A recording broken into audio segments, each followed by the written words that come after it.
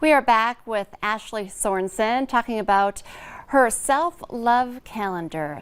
Thank you for joining us today. Yeah, thanks, Lisa. So, also like the word self-love, like I think it can seem like very like vain and overconfident and probably like narcissistic, like, oh, I'm supposed to love myself. But really, that's like the furthest thing from it. Like, it starts with loving ourselves before we can really love other people.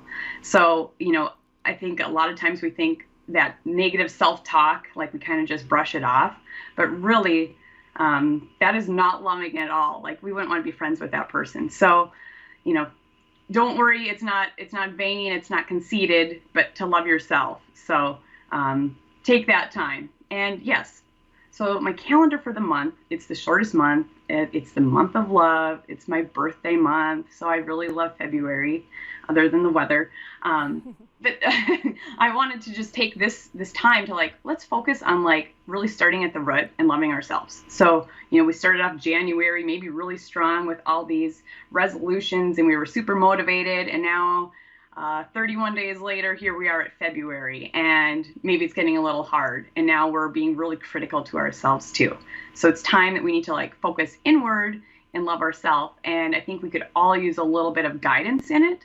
And so I created a calendar. So you can just go through the calendar. There's going to be 28 different items, one for each day, and just look at the calendar and you'll be able to go through those.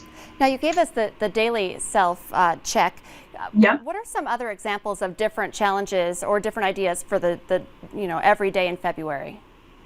Right. Like, I said, first to take that 30 minutes of me time, but maybe going for a walk. Maybe it's calling a friend or a family member, taking a bath, attending a yoga class, calling a friend and meeting for coffee or tea, making your favorite, cup of tea, sitting down and reading a book.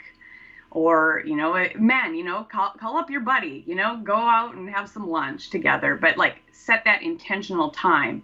So, it doesn't have to be about you just being all by yourself either, but you doing things that you really enjoy and that bring you happiness.